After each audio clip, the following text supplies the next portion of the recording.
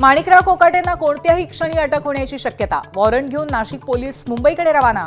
कोकाटेंचा राजीनामा तत्वतः स्वीकारला, अजितदादांनी केलं जाहीर. मंत्रिमंडळातल्या पुनरागमनासाठी प्रयत्नशील असणाऱ्या धनंजय मुंडेंना कडवा विरोध. मुंडेंना मंत्रिपद दिल्यास बीडमध्ये उपोषण करणार, सुप्रिया सुळेंचा इशारा. साताऱ्यातल्या सावरी ड्रग्ज प्रकरणी अजित पवार आणि एकनाथ शिंदेंभोवती अडचणींचा डोंगर. राष्ट्रवादीचा पदाधिकारी विशाल मोरेचं तात्काळ निलंबन, तर एकनाथ शिंदेंनी राजीनामा द्यावा, ठाकरेंच्या सेनेची मागणी.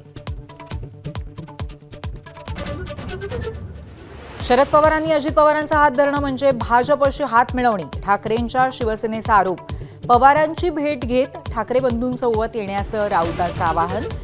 शरद पवारांच्या भूमिकेकडे नजरा. मुंबईत अजित पवारांना बाजूला ठेवत भाजप आणि शिंदे सेनेच्या 150 जागांचा फॉर्म्युला निश्चित. उरलेल्या 77 जागांवरती लवकरच तोडगा. नवाब मलिकांना मात्र भाजपचा विरोध कायम. जगातल्या नेत्यांना मुली पुरवणाऱ्या एप्स्टाईन फाईल्समध्ये भारतातील 3 आजी माजी खासदारांची नावं. फाईल उघड झाल्यानंतर देशाच्या राजकारणात भूकंप होणार, पृथ्वीराज चव्हाण यांचा दावा.